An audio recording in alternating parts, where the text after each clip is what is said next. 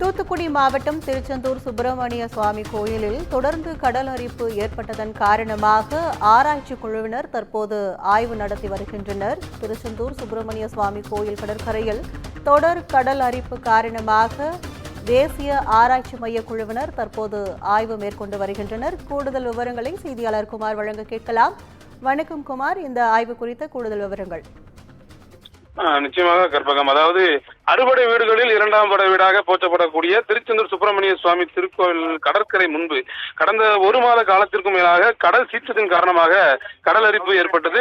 இதனால் சுமார் 50 அடி தூரத்திற்கு கடற்கரையில் கடல் அரிப்பும் ஏற்பட்டது. இதனால் கோவிலுக்கு வரக்கூடிய பக்தர்கள் கடலில் புனித நீராட முடியாத சூழ்நிலையானது ஏற்பட்டிருந்தது. குறிப்பாக கடலின் பரப்பளவானது குறைந்து கொண்டே போனது. இந்த நிலையில கடந்த 18ஆம் தேதி தூத்துக்குடி நாடாளுமன்ற உறுப்பினர் கனிமொழி மற்றும் அமைச்சர்கள் சேகர் பாபு, அனிதா ராதாகிருஷ்ணன் மற்றும் ஐஐடி குழுமத்தைச் சேர்ந்த வல்லுநர்கள் உள்ளிட்ட உயர் அதிகாரிகள் திருச்செந்தூர் கோவில் கடற்கரையில் ஏற்பட்ட மணல் அரிப்பு தொடர்பாக ஆய்வுகள் மேற்கொண்டனர்.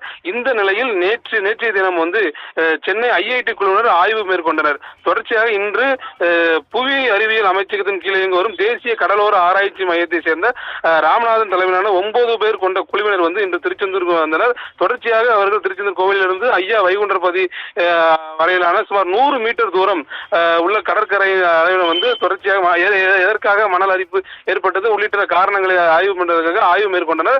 தொடர்ச்சியாக நாளைய தினம் அவர்கள் ட்ரோன் காட்சிகள் மூலம் திருச்செந்தூர் கடற்கரை முழுவதுமே ஆய்வு மேற்கொள்ள உள்ளதாக தகவல்கள் தெரிவித்தனர். கற்பகம். விவரங்களுக்கு நன்றி குமார்.